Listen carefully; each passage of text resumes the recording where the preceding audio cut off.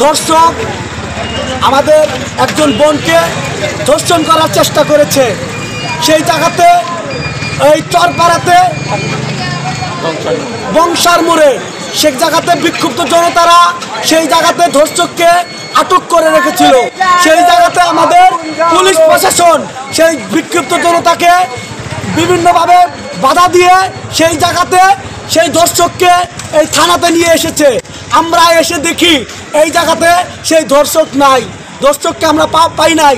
আমরা চাই আমাদের বাংলার মাটিতে কোনো ধর্ষক থাকবে না। পাকিস্তানি আমলে আমাদের মা বোনদেরকে ধর্ষণ করা হয়েছে, সেই ধর্ষণের ধারাবাহিকতা আমাদের বাংলাদেশে স্বাধীনতা যুদ্ধের 53 বছর বয়স পরেও আমাদের দেশে সেই ধর্ষক আছে। সেই ধর্ষণের অব্যাহত প্রসেস আমাদের দেশে চলছে।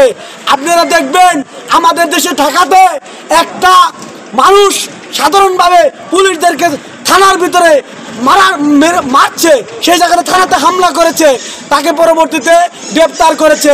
কিন্তু আমাদের দেশে যে সেই জায়গায় ধর্ষণ বিরোধী মুভমেন্ট চলতেছিল, সেই জায়গাতে ধর্ষণ বিরোধী মুভমেন্টে আমাদের ছাত্র জনতাকে সরাসরি পুলিশ বাহিনী সরাসরি হামলা করেছে, বিভিন্নভাবে সেই জায়গাতে আহত করেছে। ছাত্র নেতাদেরকে সেই জায়গাতে মামলা দিয়েছে। ধর্ষকের বিরুদ্ধে আমাদের যে সংগ্রাম করতে গিয়ে সেই জায়গাতে আমাদের মতো ছাত্র নেতাদেরকে সেই জায়গাতে মামলার শিকার হতে হয়। কিন্তু ধর্ষককারীরা বারবারই ছাড়া পেয়ে যাচ্ছে। আমরা চাই বাংলার জমিনে আর কোনো একটা ধর্ষক থাকবে না, যার জন্য ধর্ষকদেরকে শাস্তি দিতে হবে। আমাদের দেখেছেন আপনাদের দেশের একটা আইন আছে, ধর্ষক যে ধর্ষণ করবে, ধর্ষণ করলে মৃত্যুদণ্ড হয়ে যায়। সেই জায়গাতে আর একটা ঘটনা আছে, সেই জায়গায় ধর্ষণ করে যেহেতু সে যখন বুঝে যে একটা ধর্ষণ করার পরবর্তী সে মৃত্যুদণ্ডের আসামি হয়ে যায় এবং মৃত্যুদণ্ডিত হয় এবং লাস্ট পর্যন্ত তাকে মেরে ফেলে দেয়। মৃত্যুর মামলা মৃত্যুদণ্ড, বাইরে ফেলাইলে মামলা মৃত্যুদণ্ড, সেই জায়গাতে ধর্ষকের মামলা মৃত্যুদণ্ড।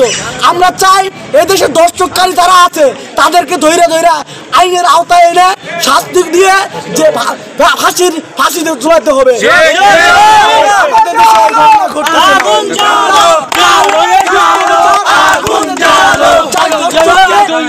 করতে চাই ধর্ষককে আমরা